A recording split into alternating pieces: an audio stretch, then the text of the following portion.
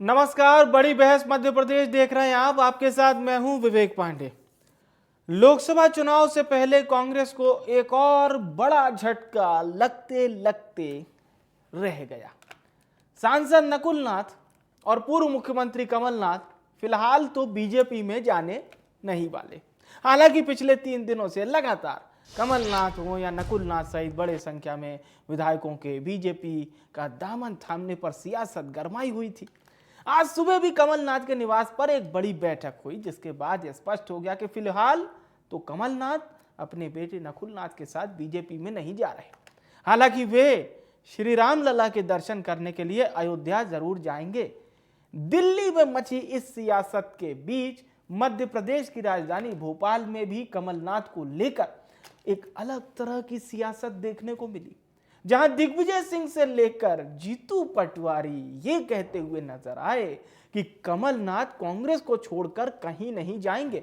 वो एक अनुभवी और वरिष्ठ कांग्रेसी नेता हैं। तो दूसरी ओर युवा कांग्रेस और कांग्रेस के बैंक खाते फ्रीज करने को लेकर आयकर भवन के सामने धरने पर बैठे कांग्रेसी कार्यकर्ताओं को कांग्रेस के पोस्टर में सभी नेताओं के फोटो लगाना तो याद रहा, लेकिन कमलनाथ को लेकर मचे घमासान पर वो अपने पूर्व मुख्यमंत्री, पूर्व पीसीसी चीफ कमलनाथ का ही पोस्टर लगाना भूल गए या नहीं लगाया, ये दो बातें होती हैं। हालांकि मध्य प्रदेश कांग्रेस प्रभारी भंवर जितेंद्र सिंह ने कहा कि कमलनाथ कहीं नहीं जा रहे थे, वो आज भी पार्टी में थे और रहेंगे। कल वो भोपाल की बैठक में भी उपस्थित रहेंगे। राहुल गांधी की यात्रा 2 मार्च को मध्य प्रदेश में पहुंचेगी, जिसमें कमलनाथ शामिल होंगे। हम भी आज इसी मुद्दे पर चर्चा करने जा रहे हैं। कुछ मेहमानों को आपके साथ जोड़ेंगे, उसके पहले आप सियासी बयानबाजियां सुनिए।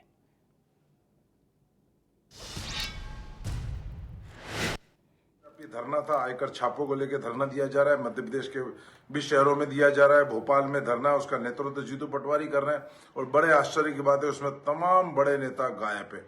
तमाम बड़े नेताओं ने उस कार्यक्रम से, उस धरने से दूरी बनाई है। इक्का दुक्के नेता उस धरने पे पहुंचे। और बड़े आश्चर्य की बात है कि कमलनाथ अभी कांग्रेस कमलनाथ ने छोड़ी या नहीं छोड़ी, जो अटकलें तमाम आशंकाएं चल रही, लेकिन कांग्रेस ने, जीतू पटवारी की कांग्रेस ने जरूर कमलनाथ को गायब कर दिया है। पोस्टरों से कमलनाथ जी का फोटो गायब है। समझा जा सकता है कि वो जब गायब होंगे, लेकिन जीतू पटवारी कांग्रेस ने उन्हें अभी से गायब कर दिया। माननीय कमलनाथ जी हमारे बहुत ही वरिष्ठ नेता हैं, और जो भी ये इस तरह की बात चल रही है, जो भी इस तरह का स्पेकुलेशन हो रहा है, ये सारा भारतीय जनता पार्टी और मीडिया द्वारा बनाया जा रहा है। माननीय कमलनाथ जी ने मेरे से कल भी बात करी है, परसों भी मेरी बात हुई है, उनसे चर्चा हुई है किस तरह की यात्रा के अंदर हमें तैयारियां करनी है। कल मैं खुद भोपाल जा रहा हूं, वहां के सभी माननीय विधायक हैं, वहां की जो अलग अलग कमिटीज बनी हैं, वहां सांसद महोदय हैं, उन सबों से बैठक हमारी हो रही है। और उस बैठक के अंदर माननीय कमलनाथ जी भी उस बैठक को ज्वाइन करेंगे, और उसके साथ साथ उनके निर्देश द्वारा जो भी वो अपने सुझाव देंगे, उस हिसाब से वो यात्रा चलेगी। और माननीय कमलनाथ जी उस यात्रा के अंदर प्रमुख रूप से उसमें भाग लेंगे। 100% शामिल होंगे, और शामिल के साथ साथ वो जो तैयारियां चल रही हैं उस यात्रा के लिए, उसके अंदर पूरा भाग ले रहे हैं। उनके बेटे भी रहेंगे यात्रा में? बिल्कुल रहेंगे, वो हमारे माननीय सांसद हैं, क्यों नहीं रहेंगे वो। देखिए, कौन सा ऐसा राजनीतिक दल है जहाँ राजी नाराजी ना होती हो। ये चलता रहता है कि कुछ निर्णय होते हैं जिनसे मतेक की नहीं होता, मन नहीं मिलता, तो स्वाभाविक है कि मानव स्वभाव नाराज होता है। पर ये बातों में सब चीजें ये खबर हल हो चली है कि जाती अपनी हैं। पार्टी बना रहे हैं, कोई नहीं। बिल्कुल असंभव, अच्छा, असंभव शब्द है। बहुत जल्दी भोपाल जाके लोकसभा की बैठक प्रभारियों की लेके वहाँ पे जाति समीकरण कैसे बैठे, इन सारी बातों का आज पटक्षेप हो गया।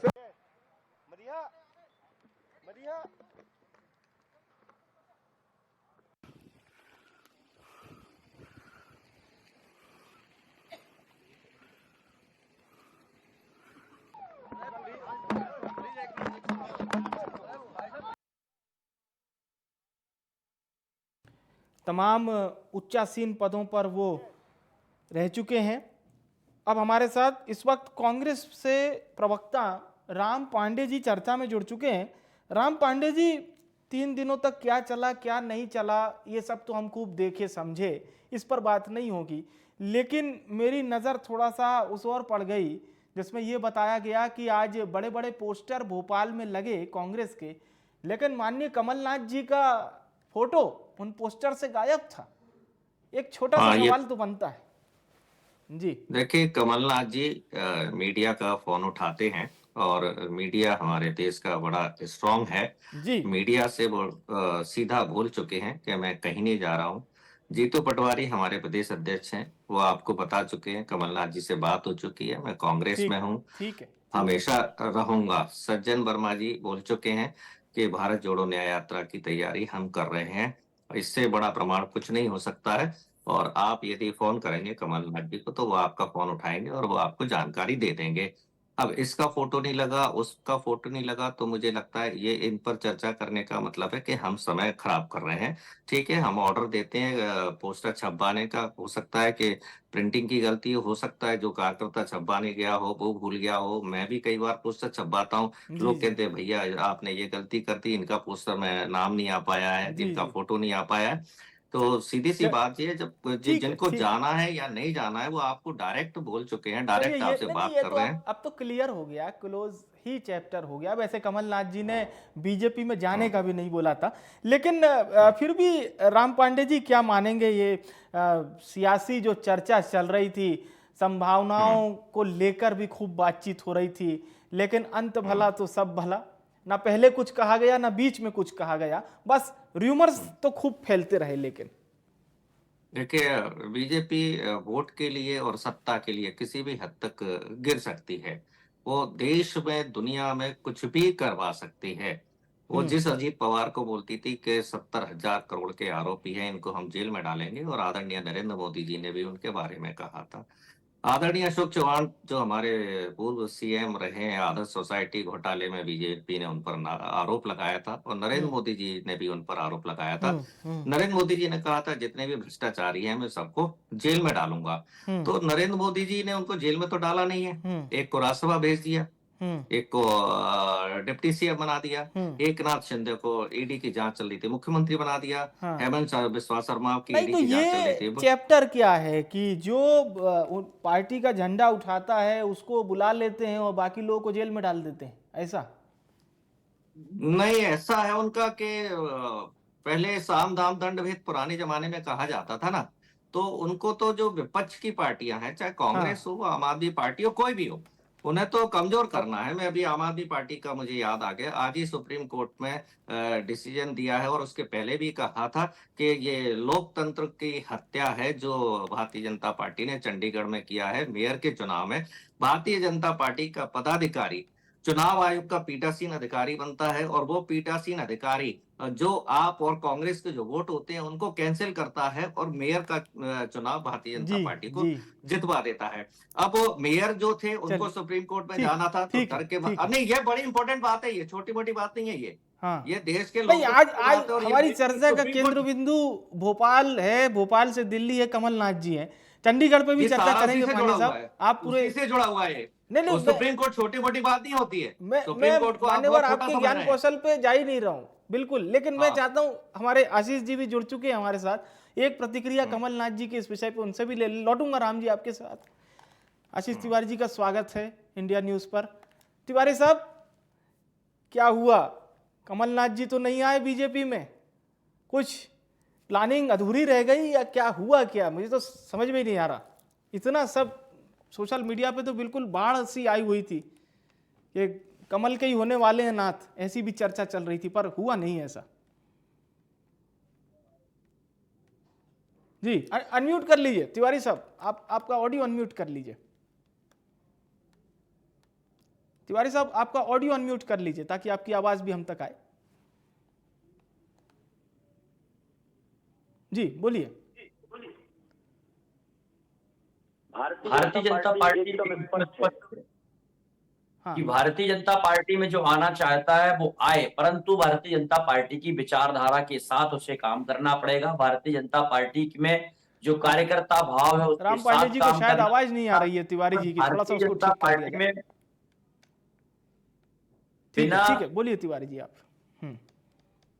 भारतीय जनता पार्टी में जो भी आना चाहता है उसे भारतीय जनता पार्टी की विचारधारा के साथ काम करना पड़ेगा। भारतीय जनता पार्टी में विलय करना पड़ेगा अपने आप को घोलना पड़ेगा। जिस प्रकार से दूध में शक्कर घुलती है वैसे ही घुलना पड़ेगा, वैसे ही मीठा होना पड़ेगा और समाज के लिए काम करना पड़ेगा। तो जी। निश्चित तौर पर मैं तो भारतीय जनता पार्टी की ओर से ऐसे जी, सभी जी, जी। जो देश के अंदर ऐसे सभी नेताओं से अपील करता हूं कि उन्हें यदि लगता है कि देश के अंदर कुछ और अच्छा करना है तो वर्तमान में केवल नरेंद्र मोदी जी ही एक देश के ऐसे नेता हैं पर जो इस देश को देखिए सही ना, दिशा में आगे देखिए ले जा रहे विडंबना ना हैं और तिवारी जी, विश्व स्तर पर यदि तिवारी अब जी जिस देश विडंबना को देखिए स्थिर करने वाले हैं तो वो तो नरेंद्र मोदी जी हैं। तो उनके जी, नेतृत्व में ही जी। काम करने में इस देश को आगे बढ़ाया जा सकता है। हम्म, हम्म। पर तिवारी साहब विडंबना देखिए ना कि जो लोग कांग्रेस के साथ हुआ करते थे वो बड़े बड़े चेहरे भाजपा में आ गए। आप लोग नारा दिए 2014 के आसपास कांग्रेस मुक्त भारत, अब ये कांग्रेस युक्त बीजेपी बनती जा रही है, इसका क्या कीजिएगा? ये भी तो क्या चैलेंज नहीं है? फिर आपकी पार्टी में तो पहले से इतना कंपटीशन था, अब आयातित करेंगे नेताओं को और ये क्रम चल रहा है, राज्य दर राज्य हर जगह चल रहा है। देखिए भारतीय जनता पार्टी में एक बहुत स्पष्टता है, वो है कार्यकर्ता का भाव। और भारतीय जनता पार्टी में वही टिक सकता है, वही काम कर सकता है लंबे समय तक जो कार्यकर्ता भाव के साथ काम करता है, जो समर्पित होकर काम करता है, जो विचार के लिए काम करता है, जो कमल के फूल के लिए काम करता है। भारतीय जनता पार्टी में कोई व्यक्ति के लिए काम करने वाला कार्यकर्ता नहीं, रुक लेकिन नहीं सकता, उन लंबे लोगों का समय क्या तक रह जो नहीं सकता। 3 दशक 4 दशक तक मान लीजिए दूसरी पार्टी में रहे सर, उनको जनसंघ और बीजेपी और संघ का विरोध करते रहे, वो तत्काल आपकी पार्टी में आते हैं, आपकी पार्टी उनको 2 हाथ टिकट भी दे देती है, वो जीत भी जाते हैं। देखिए टिकट देना एक चुनावी व्यवस्था होती है, हमें लगता है कि कौन सा कैंडिडेट कहाँ जीत सकता है और हम उसे टिकट देते हैं। देखिए चुनाव के समय एक तय होता है, हर एक पार्टी ये लक्ष्य लेकर चलती है कि हमें चुनाव जीतना है, जी, परंतु जी, भारतीय जनता पार्टी के अंदर जी, एक बहुत स्पष्टता है जी, कि यदि कोई बहुत लंबे समय तक रह पा रहा है पार्टी के अंदर तो वही कार्यकर्ता रह पाता है जो कार्यकर्ता भाव के साथ काम करता है, जी, जो पार्टी की विचारधारा के साथ काम करता है, जो पार्टी के लक्ष्य के साथ काम करता है, संकल्प के साथ काम करता है। हम 2 सीटों से आगे बढ़े थे, आज जी, हम सबको समाहित करते हुए आए हैं, बहुत सारे लोग आए और आपने देखा होगा विभिन्न राजनीतिक दलों से भी बहुत से कार्यकर्ता आए, परंतु जब वो भारतीय जनता पार्टी में आए तो काम करते करते करते वो भारतीय जनता पार्टी के हो गए। उन्होंने अपना सर्वस्व भारतीय जनता पार्टी के लिए निछावर कर दिया। तो भारतीय जनता पार्टी एक बड़ा समुद्र है जी, और इस समुद्र में जो भी आएगा उसे विचारधारा के साथ आना पड़ेगा, उसे राष्ट्र धर्म के साथ आना पड़ेगा, उसे वंदे मातरम के साथ आना पड़ेगा, उसे भारत माता की जय के साथ आना पड़ेगा, उसे भारत माता को परम वैभव तक ले जाने में सहायक बनने की स्थिति में आना पड़ेगा। तो भारतीय जनता पार्टी बहुत स्पष्ट है, हर एक उस कार्यकर्ता का, हर उस समाज सेवी का स्वागत करती है जी। जो इस देश को आगे बढ़ाने में अपना योगदान देना चाहते हैं। और अब वर्तमान में तो मोदी जी का एक कुशल नेतृत्व देश को मिला हुआ है और उनके द्वारा लगातार देश के अंदर ऐसे काम किए गए हैं जो विश्व स्तर पर भी सराहे गए हैं और ऐसे मुद्दों को हल किया गया है जिन्हें हल करने की शायद कल्पना देश के अंदर बहुत लंबे समय के बाद हो रही थी कि हो जी, सकता है कि जी। हो पाएंगे कि नहीं हो पाएंगे, परंतु उन सभी मुद्दों को हल करने का काम किया, देश के विकास को आगे बढ़ाया, देश की अर्थव्यवस्था को आगे बढ़ाया। आज देश के अंदर ये परिस्थितियां बन गई हैं कि लगातार लोग अपने जीवन स्तर को सुधार रहे हैं। देखिए देश एक दिन में बहुत बड़ा परिवर्तन तो नहीं हो सकता, परंतु इस बात को मैं बहुत गारंटी के साथ कहता हूं मोदी जी की कि आने वाले 5 साल में बड़े बड़े और परिवर्तन देश के अंदर देखने को मिलेंगे। जी, जी, तिवारी साहब। पांडे जी, आपने चंडीगढ़ का भी जिक्र किया, एक खबर ये भी आ रही थी, जैसा कि अशोक जी का तो आपने जानकारी दे ही दी, मनीष तिवारी साहब आपकी पार्टी के बड़े कद्दावर नेता मनीष तिवारी साहब बीजेपी में शामिल हो सकते हैं। हालांकि ये भी उसी तरह की चर्चा है जैसे कमलनाथ जी के लिए हो रही थी। जी देखिए, जो पार्टी का भी संविधान होता है, चाहे भारतीय जनता पार्टी हो या कांग्रेस पार्टी हो या कोई भी पार्टी हो, पार्टी का अपना संविधान होता है, नियमावली होती है। उसमें कहीं भी ये नहीं लिखा रहता है कि आप पार्टी नहीं छोड़ सकते हैं या आप पार्टी छोड़ेंगे तो आपको 6 साल की जेल हो जाएगी या आजीवन कारावास हो जाएगा। तो ना किसी को रोका जा सकता है। मैं यदि पार्टी छोड़ना चाहूं या मैंने मन बना लिया है पार्टी छोड़ने का, तो क्या कोई मुझे रोक सकता है? क्या नहीं रोक सकता है। जिसकी इच्छा है वो जाएगा, जिसकी इच्छा है वो नहीं जाएगा। लेकिन पार्टी का स्पष्ट कहना है जिसको जाना है वो जल्दी जाए, देर ना लगाए। ठीक है, पार्टी ने कहा कि जो पार्टी के प्रति निष्ठावान है वो पार्टी जी में जी रहे, जी और जो पार्टी के प्रति निष्ठावान नहीं है, जो पार्टी के साथ गद्दारी करना चाहते हैं, वो जितनी जल्दी निकलना चाहे वो निकल सकते हैं। और विशेषकर बात यह है, भारतीय जनता पार्टी दो बड़े आरोप लगाती है, परिवारवाद के और भ्रष्टाचार के। जी अब परिवारवाद के आरोप देखिए, अजीत पवार पर लगाया परिवारवाद का आरोप, ठीक है। दिग्विजय सिंह पर के तो ये बड़े विरोधी हैं, और लक्ष्मण सिंह जी को ये बीजेपी में ले लेते हैं, सांसद बना देते हैं। ये बात अलग है, वो वापस आ गए। सबसे बड़ा आरोप किस पर लगाते हैं परिवारवाद का? ये राहुल गांधी पर। राहुल गांधी के छोटे भाई वरुण गांधी को ये बीजेपी में ले लेते हैं। राहुल गांधी की चाची मेनका पर गांधी को ये बीजेपी में ले वरुण लेते जी हैं। का भी मन लग नहीं रहा बीजेपी में अभी, जिस तरह के वरुण बयान गांधी दे रहे के हैं जी, और भारतीय जनता पार्टी जो सबसे ज्यादा किसी बात को लेकर आती है तो इमरजेंसी को लेकर आती है। वो तो जी। वरुण गांधी के पिताजी का बहुत बड़ा रोल था उसमें, इंदिरा गांधी जी के साथ में। मैं जी, तो जी। इमरजेंसी को सही मानता हूँ, जी। लेकिन वरुण गांधी के पिताजी तो थे जो इमरजेंसी का मेन पार्ट थे। और आदरणीय कमलनाथ जी को ये कह रहे थे कि हम बीजेपी में ले लेंगे, तो कमलनाथ जी भी तो इमरजेंसी का विशेष पार्ट थे। और कमलनाथ जी पर तो इन्होंने सिख दंगों का आरोप लगाया, जो कि उनके नाम से कहीं कोई एफआईआर नहीं है, नहीं कोई कुछ है। लेकिन अभी 40 साल बाद उनके नाम पर एसआईटी गठित कर दी जाती है कि कमलनाथ जी को कैसे फंसाया जाए।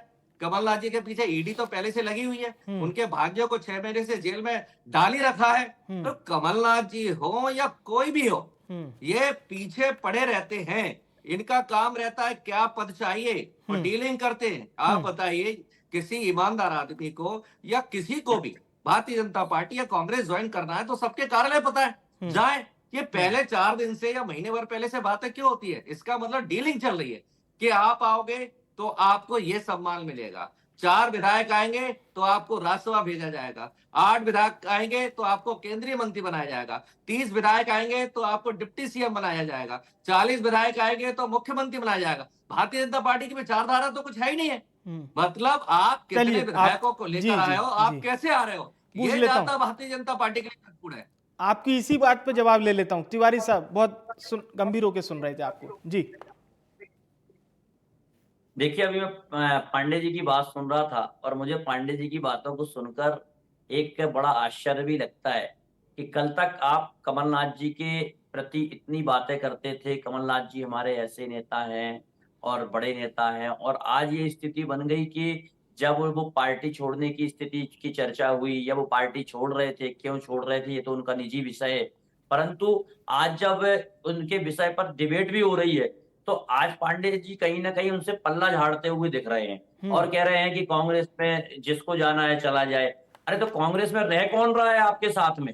आप खुद स्वयं देखिए कि पिछले 2 साल के अंदर आपके पास हैं कितने लोग बचे हुए हैं। कांग्रेस को लोग छोड़ रहे हैं, अन्य या तो छोटी पार्टियों में जा रहे हैं या भारतीय जनता पार्टी में आ रहे हैं। और दूसरी चीज ये है कि कांग्रेस के अंदर उन्हें अपना भविष्य नहीं दिख रहा है। और अगली बात कि कांग्रेस के अंदर नेतृत्व का अभाव है। यदि कुशल आदमी के हाथ में नेतृत्व होता तो स्वाभाविक है कि लोग वहां पर होते।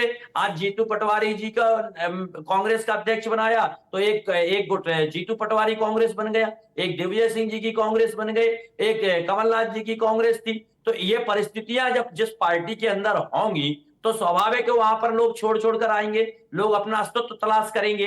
तो भारतीय जनता पार्टी में इसलिए बहुत स्पष्टता रहती है, चुनाव का चिन्ह कमल का फूल है, हमारा प्रत्याशी कमल का फूल है, और टिकट किसी को भी मिले कमल के फूल के लिए काम करना है। और कार्यकर्ता काम करते हैं, हम पोलिंग बूथ तक काम करते हैं, चुनाव जीतते हैं। और आज जो आप 2 से लेकर यहां तक आए हैं तो ये हमारी मेहनत का परिणाम है और हमारी ईमानदारी का परिणाम है।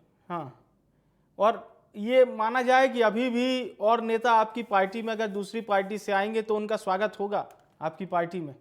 देखिए, निश्चित तौर पर जो भारतीय जनता पार्टी में मोदी जी के कुशल नेतृत्व के साथ में काम करना चाहता है उसे विश्वास है कि, और ये विश्वास लेकर वो मन में आ रहा है कि मैं इस भारतीय जनता पार्टी की विचारधारा के साथ काम करूंगा, भारतीय जनता पार्टी का एक घटक बन के काम करूंगा, एक स्वयंसेवक कार्यकर्ता बन के काम करूंगा, तो उसका स्वागत है। यहाँ पर उन्हीं लोगों का मैं स्वागत करूंगा जो भारतीय जनता पार्टी की विचारधारा के साथ, राष्ट्रवाद की विचारधारा के साथ हमारे साथ आएंगे, काम करेंगे और देश को आगे बढ़ाने में मदद करेंगे। और अभी वर्तमान में मोदी जी का कुशल नेतृत्व है, उस नेतृत्व के साथ काम करेंगे तो निश्चित तौर पर ऐसे सभी काम स्वागत करते हैं। राम पांडे जी, आप कुछ कहना चाहेंगे आशीष जी की बात पे? नहीं, उनकी कोई बात मुझे सुनाई नहीं दे रही है, तो उनका सवाल आप मुझसे पूछ सकते हैं।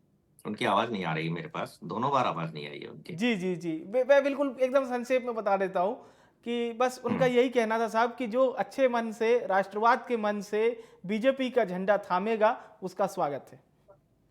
जी, मतलब दाऊद इब्राहिम भी आ सकता है, इसका मतलब जितने भी आतंकवादी हैं वो भी सब भारतीय जनता पार्टी ज्वाइन कर सकते हैं। शर्म आनी चाहिए। हमारे जितने भी नेता थे या विपक्ष के नेता थे, हमने हमेशा कहा था कि उन पर लगाए गए घोटाले के आरोप झूठे हैं, उन पर लगाए गए भ्रष्टाचार के आरोप झूठे हैं। लेकिन इन्होंने क्या कहा था, नहीं ये आरोप सही है। जब आप कह रहे हैं ये आरोप सही है, तो वो अशोक चौहान आपकी पार्टी में आकर क्या कर रहे हैं? वो अजीत पवार आपकी पार्टी में आकर क्या कर रहे हैं? इसका मतलब सारे भ्रष्टाचारियों को आप एक जगह इकट्ठा कर रहे हो। दूसरी बात यह है कि अभी सुप्रीम कोर्ट ने एक बात और कही है बड़ी, कि इलेक्टोरल बॉन्ड के माध्यम से जो पैसा लिया जा रहा है वो भ्रष्टाचार का प्रतीक है। 95% पैसा भारतीय जनता पार्टी के अकाउंट में गया है, और सुप्रीम कोर्ट कह रहा है कि किसने पैसा आपको दिया है बताइए। कांग्रेस बताने को तैयार है। कांग्रेस कह रही है कि हाँ, जो पैसा मिला है वो बताना चाहिए, और कांग्रेस के तो अकाउंट ही फ्रीज कर दिए। कांग्रेस ना पैसा निकाल सकती है ना जमा कर सकती है। इस हद तक ये तानाशाही पर पहुंच चर्चा का समय, ये आंदोलन किया गया भोपाल में जो आपने बात कही। मैं धन्यवाद करूंगा आशीष तिवारी साहब, आपका बहुत बहुत शुक्रिया। राम पांडे जी, बहुत बहुत धन्यवाद हमारे साथ बड़ी बहस में चर्चा करने के लिए। सियासत में एक कहावत आपने खूब सुन रखी होगी, आया राम गया राम। कई लोग कहते भी हैं कि ये जो सियासत है ये अवसर की जननी है, जहां अवसर दिखता है नेता उसी गलियारे, उसी गली चले जाते हैं। पर आप फर्ज कीजिए, कोई नेता जब पहली बार जिस पार्टी से चुनाव लड़ता है, उस पार्टी से वो विधायक बनता है या सांसद बनता है या पार्षद बनता है, फिर उससे उसका सियासी सफर चलता रहता है, आगे चल के वो मंत्री बनता है, अन्य पदों पर सुशोभित होता है। लेकिन एक दिन पता नहीं क्या होता है कि उसकी विचारधारा कचोटने लगती है, उसकी जो पार्टी की बातें हैं अंदरूनी तौर पर उसे अच्छी नहीं लगती हैं।